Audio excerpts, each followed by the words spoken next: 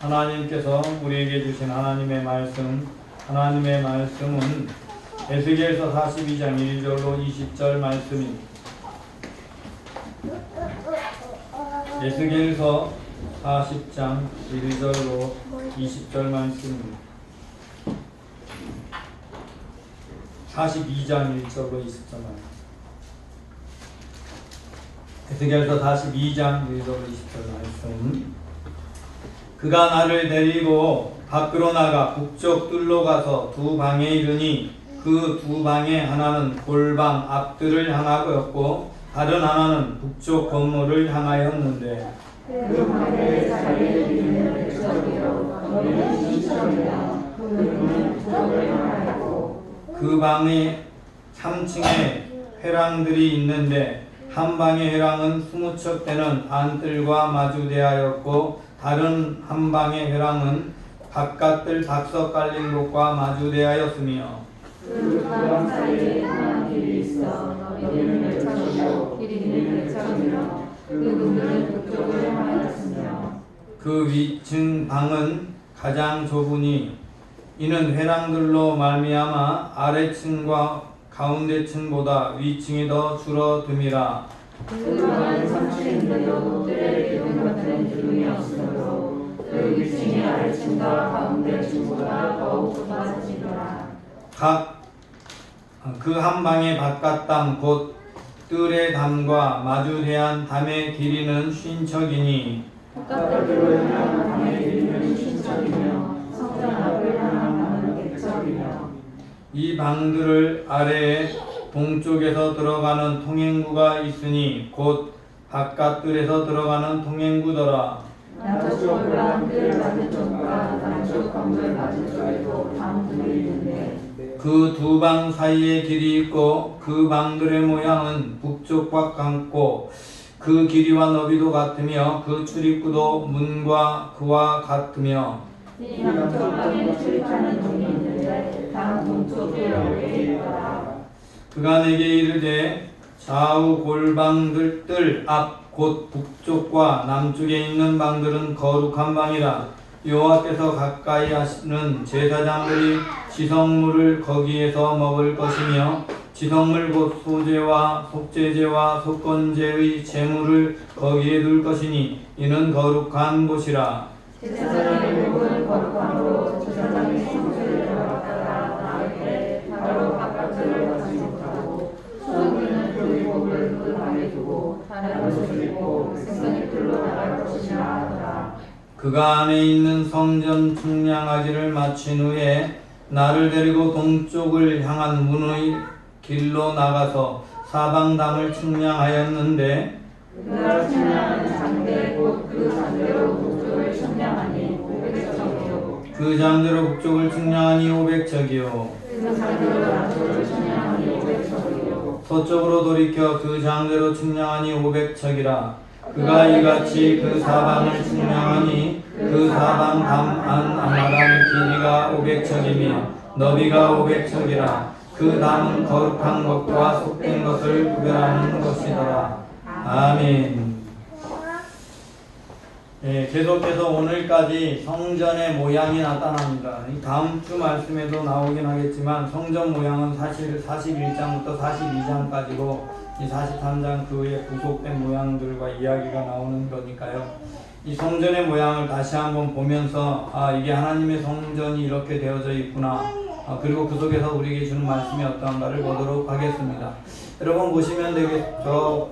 바깥쪽에 있는 담들이 이렇게 길게 있으면서 방이 있는 그곳이 500척이 되는 바깥담이 되겠고요. 그 안쪽에 보면 이 높은 것은 이렇게 길게 문처럼 되어 있는 게 저게 문입니다. 약간 높게 이렇게 사각으로 솟아있는 세 개가 있는 게 문입니다. 바깥으로 나가는 문도 있고 안쪽 뜰에서도 문이 하나씩 있는데 그 안쪽 뜰 문 옆에 보면 성전 바로 앞쪽에 건물이 하나 있는데 이렇게 계단처럼 모양이 있고요. 그 뒤쪽에도 보시면 건물이 좀 있는 걸 볼 수 있습니다. 저게 계단 모양 뒷면 모양이라 잘 보이지 않는데요. 클릭 한번 해주시겠습니까? 지금 그 마우스로 가리켰던 게 제사장의 방인데 왼쪽 그림에 보면 이제 빈 공간처럼 하얀색 돼 있는 게 문이고요. 그 옆에 사이에 옆에 쪽에 보면은 네모로 어떤 건물이 있고 그 사이에 통로 같은 게 있습니다. 이 통로가 제사장의 방들입니다. 이 제사장의 방들이 저렇게 놓여져 있는데 다시 한번 클릭해 주시면 그 제사장들의 방들이 좀 이렇게 확대면 잘 보이죠? 저렇게 제사장의 방이 있고 가운데에 통로가 있고 양쪽으로 방이 있다라고 보시면 되겠고요. 클릭 한번 더 해주시겠습니다. 자, 그 방의 모양이 어떻게 되어 있느냐? 이쪽에도 보면은 3층으로 되어 있는데 갈수록 이렇게 한 칸씩 계단형으로 건물이 있어요. 이쪽에도 마주대에서 서로 보고 있고 저 위쪽을 보면 더 분명히 보이죠. 계단형으로 건물이 3층으로 되어져 있는 건물이 있다. 저게 제사장의 방이에요. 사실은 저렇게 되어져 있는 건 아니고 그 위에 덮개도 있고 앞에 들어가는 것도 벽으로 막아져 있고 입구가 문이 있는 거예요. 그런데 이제 그걸 그려놔버리면 안이 안 보이니까 보이지 않게 되어 있는데 저 그림은 다른 건 다 마음에 드는데 한 가지 좀 마음에 안 드는 게 있어요. 나중에 말씀을 보면 알겠지만 창문들이 서로 마주대어서 창문이 보고 있는데 오늘 성경 말씀을 잘 보면 마주 보고 있는 것이 아니라 저 창문이 성전을 향하여 왼쪽에 있는 성전 쪽에 있는 건물은 성전을 향하여 창이 나 있고 바깥쪽에 있는 건물들은 성전이 아닌 바깥 뜰을 향해서 창이 나 있다라는 것을 알 수 있습니다.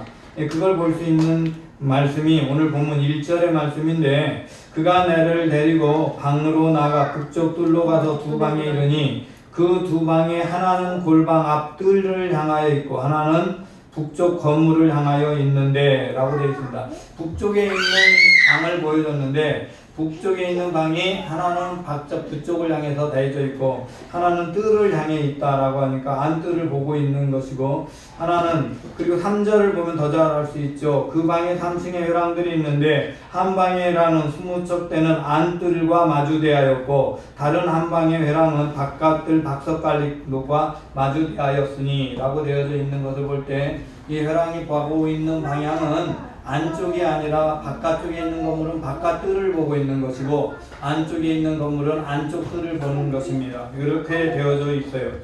그런데 좀 특이하죠. 지난주의 말씀 속에서 성전이 있고 성전 방에 있는 건물은 옆에 방이 있는데 그 건물은 어떻게 되어져 있다고 그랬냐면 아래쪽이 작은 방으로 있고 위로 올라갈수록 성전에 가까워지는 벽이 안으로 들어가 있어서 위로 올라갈수록 방의 크기가 커진다라고 되어져 있었습니다. 자, 그렇게 되어져 있는 것은 그 방은 들어갈 때 한쪽 끝에서 회전 모양의 계단을 타고 올라가서 그냥 바로 방으로 들어가는 방과 방을 통해서 들어가는 구조로 되어져 있기 때문에 그 복도 같은 게 필요 없는 건물이에요. 그런데 위로 올라갈수록 넓어지는 이유는 이렇게 기둥을 세우잖아요. 이 기둥의 굵기가 다 다른 거예요. 1층의 기둥이 이렇게 세워져 있으면 2층의 기둥이 이렇게 세워지는 거예요. 그러니까 떡이 생겨서 여기에 지붕이 그냥 바닥에 걸려서 올려줄 수 있는 돌로 된 지붕이 있기 때문에 올라갈 수 있게 구조가 되어 있어요.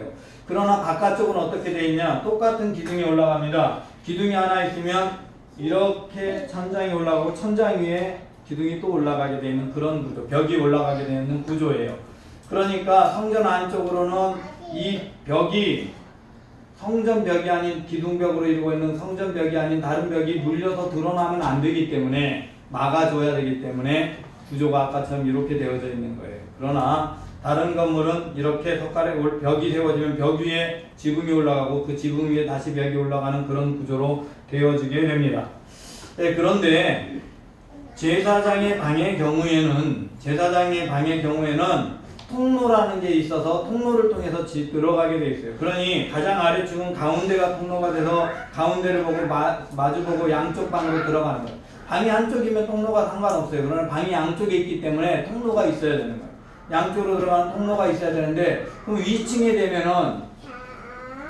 위층에서는 어떻게 됐냐? 이 통로가 그렇게 되어 있지 않고 위층은 방이 줄어든 공간이 통로인 거예요. 그래서 계단 모양의 이 자리가 통로가 되고 또 계단만 올라가 있는 통로가 돼서 점점점 넓어지게 되어져 있어요. 어쨌든 구조가 그렇게 되어져 있는데 이 문은 아까 그 그림에서 보면은 그 사방에서 이렇게 나가는 문이 세 방향으로 동쪽, 그 다음에 남쪽, 북쪽으로 문이 있는데 그 문 중간에 통로로 들어가는 문이 있어서 그렇게 통로로 통과해서 가게 되어져 있어요. 건물에. 자, 그럼 도대체 왜 성전 건물은 위로 갈수록 넓은 구조로 설계를 처음부터 했고 방이 넓어지는 구조로 했는데 이 방은 왜 바깥쪽도 쳐다보고 하고 안쪽도 쳐다보게 만들면서 위로 갈수록 방이 좁아지고 중간이 넓어지게 만들었을까? 도대체 이것을 통해서 하나님께서 우리에게 말씀하시는 게 무엇일까? 무엇을 위해 그렇게 만들었을까? 그 다음에요. 바깥쪽에 가장 외부에는 담이 있는데 이 담은 뭐하는 기능일까? 라는 것을 우리는 알아봐야 됩니다.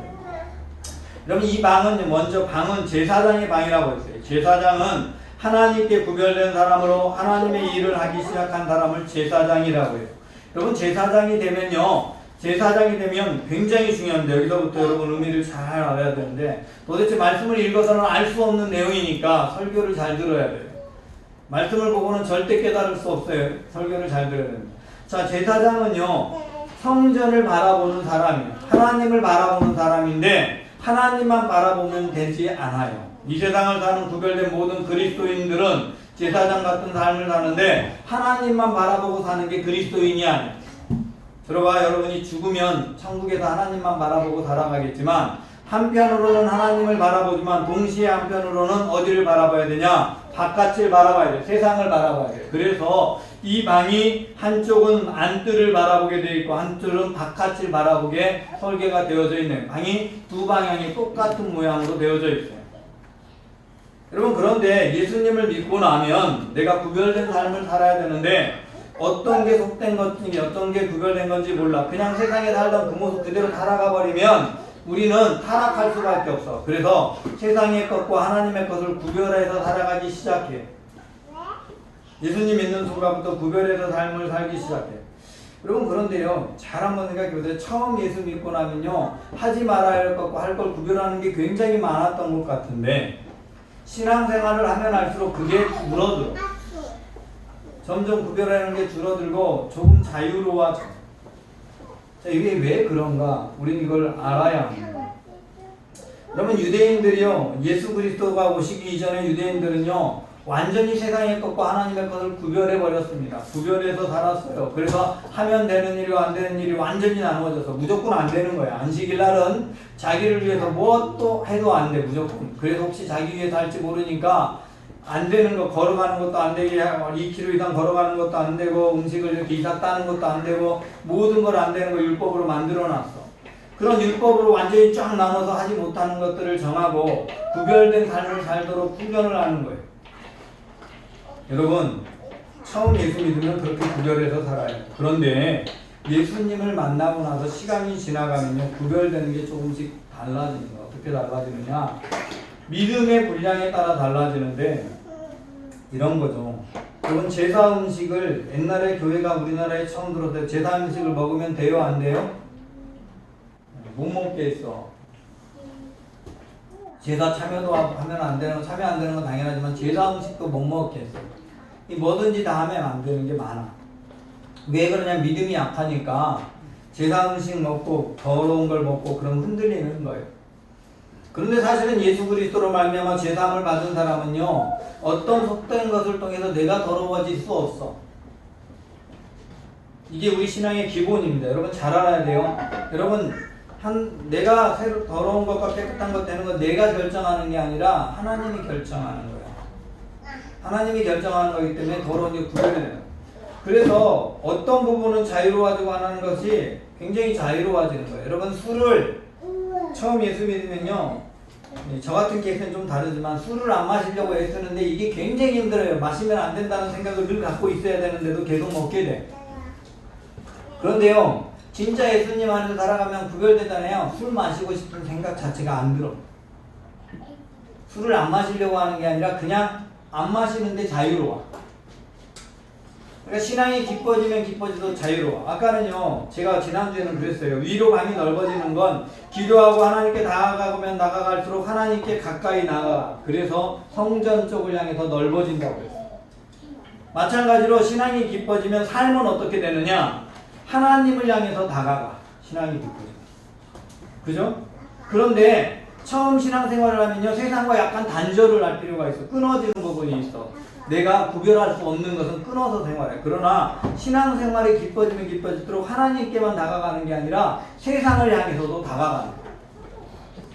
왜 세상에 하나님의 사랑을 나타내는 사람이 돼야 되니까. 그러니까 우리는 열려있는 신앙을 가져야 되는데, 열려있다라는 말은요, 우리 신학교 때 교수님이 그랬어요. 열려있다라는 거는 왜 열린 예배를 드리는데 사람을 향해서 열어놓고 열린 예배를 드려놓고 하나님과는 따지지 않느냐. 열린 예배는 하나님께도 열려야 열린 예배다. 여러분 맞는 말이에요. 여러분이 하나님께 열리는 거고 사람에게 열리는 거예요. 하나님께 열리면 저절로 사람에게도 열리게 되어져 있어요. 하나님께 가까이 나가가면요 저절로 열려요. 여러분 유대인들이 처음 신앙생활을 할 때요 율법 안 지킨다고 막 할례 받으라고 하고 많은 사람들한테 그랬는데 사도 바울은 이상하게 안 지키고 그냥 사는 것처럼 내비둬요. 자기는 지키면서 할례 안 해도 괜찮고 괜찮아 상관없어 그러면서 하지 말아야 될 걸 금하는데 음행 같은 거 금하고 피를 금하고 목매어 죽인 것 금하고 이런 것만 금해요. 그리고 그냥 자유롭게 그럼 왜 그랬냐? 바울은 자신의 신앙생활을 하나님과 인격적으로 만나서 하나님과 가까워지니까 세상에서 그렇게 막 끊어내지 않아도 스스로도 그 안에서 자유롭게 하나님과 가까워질 수 있는. 그런데 일반 처음 초신자들은요 세상과 가까워지면 하나님하고 멀어져 버려요. 근데 신앙이 깊어지면 세상과 가까이 있어도 하나님과도 더 가까워져요. 양쪽이 점점 가까워지는 거예요. 그런 모양을 보여주는 게 제사장이에요. 구별되면서 세상에서 하나님을 위해 사역하는 사람들은 하나님과 가까워질수록 세상과도 가까워지는 사람이 되는 거예요. 자, 그런데 이 건물이요 그렇게 되어져 있고, 자 밖으로 가면 바깥쪽에 담이 있다고 했어요. 이 담에 대해서 뭐라고 말하냐면 20절 말씀 함께 읽어볼게요. 시작.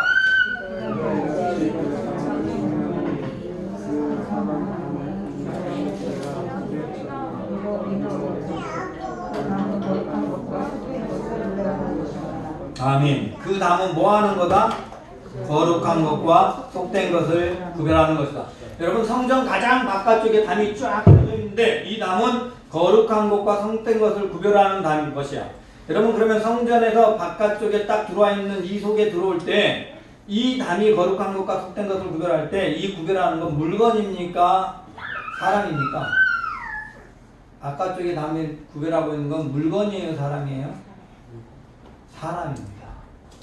여러분 여기서 잘 봐야 되는데 오늘 제사장이 이야기를 하면서요 골반이 있는데 무슨 얘기냐면 제사장의 의복은요 거룩한 것이야. 하나님께 제단에 드려진 음식은 거룩한 것 제물이야. 그래서 전부 어디로 들어가냐면 제사장의 방으로 다 들어가서 거기서 먹고 옷을 갈아입을 때 성전 들어갈 때 제사장이 사용했던 옷은 거기서 갈아입어. 그래서 제사장의 밖에서 바깥으로 나올 때는 물건이 거룩한 물건이 나와요 안 나와요 밖으로? 안 나와. 그 바깥들에는요 물건은 이미 나오지도 않아. 거룩한 물건은. 그럼 이 바깥들에 누가 있는 거냐? 예배드리러 온 사람들이 있는 거예요. 사람들이 하나님 만나러 온 사람들이 들어오는 거야. 하나님께 나오는 사람들이 거룩해지는 거예요. 그 거룩한 것과 속된 것을 구별하는데 이때 구별되는 건 거룩한 사람과 속된 사람이 구별돼요. 여러분 문이 상징하는 건 성전 벽을 담 사이에 중간에 문이 있는데 문을 들어올 때 이 문이 상징하는 건 제가 지난주와 지지난주에 말씀드렸듯이 예수 그리스도를 상징한다고 그랬어. 예수 그리스도를 통해서 성전 안으로 무조건 들어오면 이 사람은 하나님께서 그 사람을 거룩한 것이라고 인쳐버리고,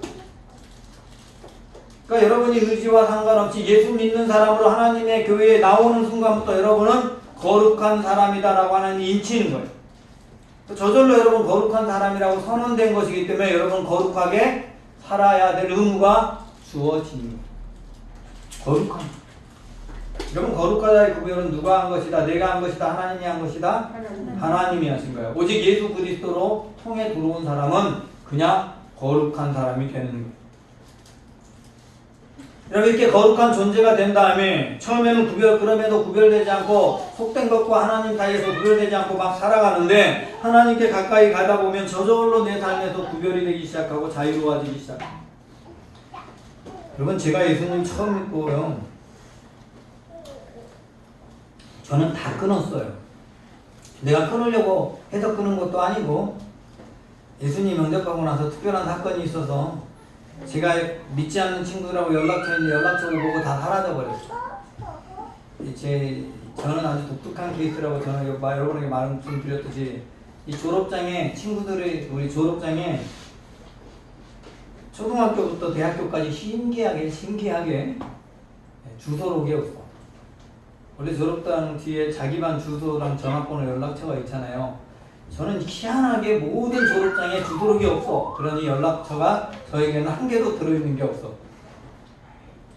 그런데 제가 개인적으로 가지고 있던 연락처도 특별한 사건에 의해서 다 불타버렸어. 그래가지고 저는 예수 믿고 만난 사람 외에 그 외의 사람들에 대한 연락처가 하나도 없어요. 연락을 할래야 할 수도 없었고 만날래야 만날 수도 없어. 그냥 한순간에 딱 끊어서 안 만났어.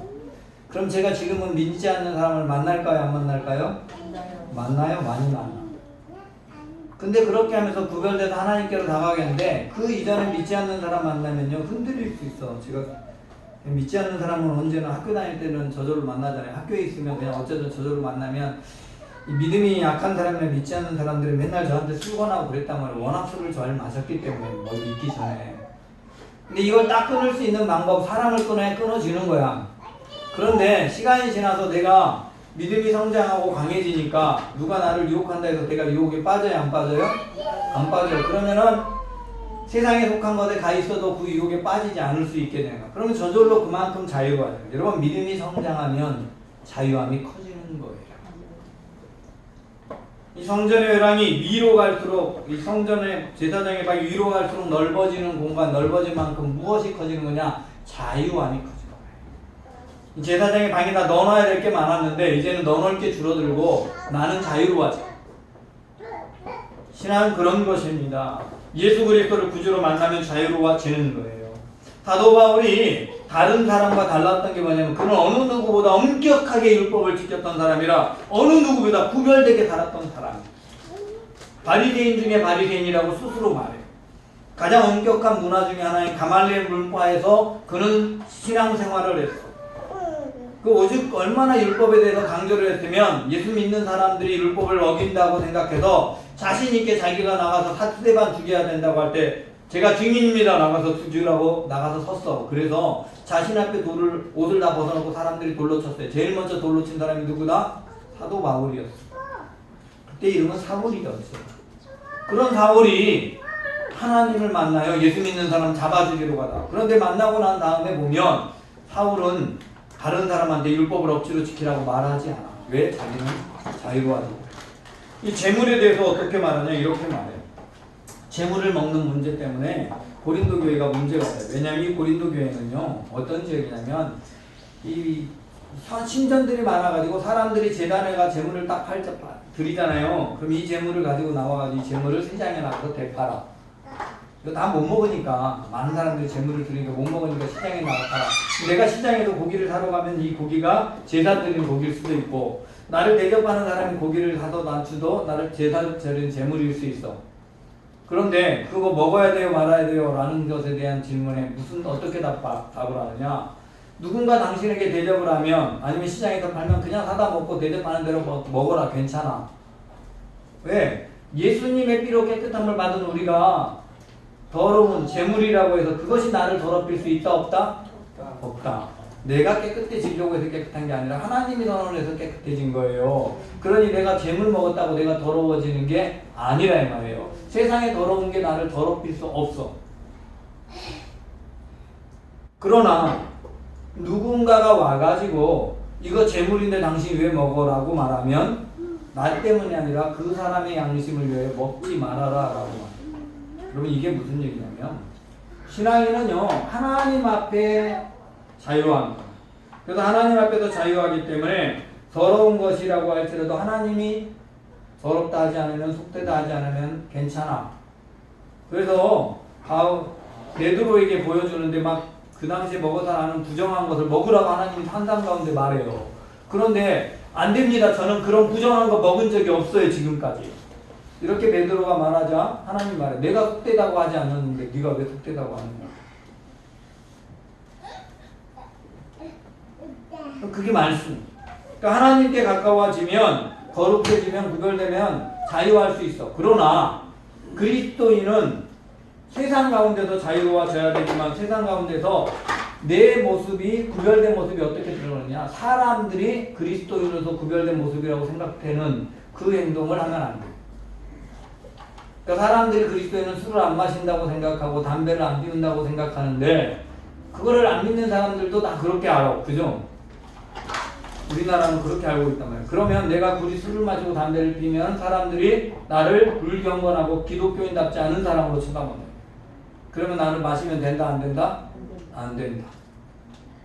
그렇게 사는, 그렇게 구별돼. 자유는 그렇게 자유. 그러니까 그리스도인은요 하나님 바라보고 서 있고 동시에 사람 바라보고 서 있는 거예요. 그래서 그 자리에서 내가 지킬 것을 그렇게 지켜갑니다. 하나님 앞에서 사람 앞에서 그리스도인다운 모습으로 하나님께서 주신 자유자로 서 있으면서 세상을 섬기는 사람. 그런 사람들이 그리스도인. 여러분 개고기를 먹어야 되느냐 말아야 되느냐? 개고기 먹는 건 아무렇지 않아. 먹어도 돼. 그게 나 못 더럽혀. 그런데 개고기 먹는 것 때문에 시험 드는 사람이 있으면 그 사람을 위해서 나는 안 먹어야 돼. 여러분 개 키우면서 개를 진짜 사랑하고 아끼는 사람이 앞에서 개고기 먹으면 안 되는 거예요. 그 사람은 그것 때문에 상처받으니까. 그러니까 나를 위해서가 아니라 누구를 위해서? 상대방을. 이게 그리스도인. 세상과도 더 가까워져야 하기 때문에 세상에 그 사람을 위해서 우리 행동을 절제할 수 있는 사람. 그러면서 자유로워질 수 있는 사람. 그게 거룩한 것과 속된 것을 구별하는 기준이 되는 거예요. 여러분 우리는 이미 거룩해졌다. 하나님이 거룩하다고 선언했어. 그러나 세상 사람들 앞에서 내가 설 때에는 거룩한 모습을 그렇게 드러내야 돼. 세상 사람들이 부정하다고 하는 일이면 부정한 일을 하면 안 돼요. 그러면 코로나 문제도 똑같죠. 코로나 바이러스의 상황에 대해서 그리스도인들이 지켜야 될 걸 안 지킨다고 여기는데 이 정도는 지켜야 된다고 생각하면 지켜줘야 되는 거예요. 나를 위해서가 아니라 누구를 위해서? 세상의 다른 사람들을 위해서 지켜주는 것. 내가 하나님 앞에 자유할 수 있는 건 자유함으로. 이게 그리스도인의 구별된 삶의 모습입니다. 저와 여러분 모두는 이 땅 가운데 하나님께 더 거룩한 백성으로 구별한 사람이라는 사실을 잊지 마십시오. 그러나 그 거룩한 하나님의 백성으로 세상을 살 동안 나는 구별된 사람답게 세상에 빛을 비춰야 합니다. 여러분 빛은요 아무리 더러운 물 속에 들어가도 잘 새어나와요. 그러나 깨끗하면 깨끗할수록 그 빛은 세상에 더 잘 비춰져요. 그러니 세상 사람들이 더럽다고 하면은 그 세상 사람들에게 그리스도가 안 보이거든요. 그래서 더럽다고 하는 일을 하지 않는 거예요. 그래서 깨끗하게 비춰줘야 합니다.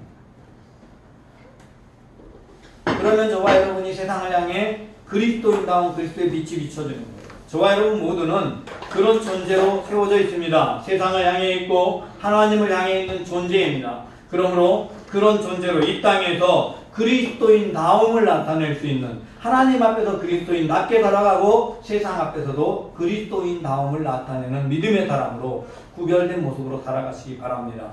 하나님은 저와 여러분을 구별하셨습니다. 하나님, 이 땅을 사는 모든 날 동안 우리는 하나님께서 구별하신 구별된 백성임을 믿습니다. 주님께 구별된 저희들이 하나님께 가까이 갈수록 세상을 하나님의 사랑받은 사람으로 세상을 사랑하는 믿음의 사람이 되게 하여 주셔서 세상과도 더 가까이 가게 하여 주시고 세상에 섭되게 여기는 것, 부정하게 여기는 것을 스스로 삼갈 줄 아는 지혜로운 마음을 가지게 하여 주시고 하나님 앞에서 자유하나 하나님 앞에 우리가 나아가는 것을 가로막는 것도 제할 수 있는 지혜로운 마음을 가지게 하여 주옵소서. 그리하여 이 세상 가운데 그리스도인으로서 빛을 비추는 믿음의 사람, 그리스도인다운 자유함을 누리는 믿음의 사람으로 서게 하옵소서. 예수 그리스도 이름으로 기도드리옵나이다. 아멘. 자리에서 일어섭니다. 이제는 우리 주 예수 그리스도의 은혜와 아버지 하나님의 무한하신 사랑과 성령님의 내주 인도 역사 충만하신 교통하심이 오늘 하나님의 은혜로 구별된 하나님의 백성으로 택함받은 자로서 이 땅을 살아가는 모든 삶의 자리에서 언제나 하나님과 함께하며 하나님께 가까이 나아가고 하나님의 사랑 안에 거하며 또한 세상을 향하여 살아갈 때에도 이 세상을 향해 하나님의 사랑으로 그들을 품고 살아가며 그들에게 나아가며 그들에게 꺼리낌이 되는 모든 더러운 것을 스스로 제할 줄 아는 지혜로운 믿음의 사람이 되기를 원하는 하나님의 모든 아들, 딸들 위에와 이 땅의 주를 알지 못하고 방황하는 수많은 사람, 믿음이 연약해서 여전히 혼잡함 속에 있는 연약한 심령들, 이 나라 이민족, 온 세계 열방 위에 지금부터 영원까지 함께하옵시기를 축원하옵나이다. 아멘.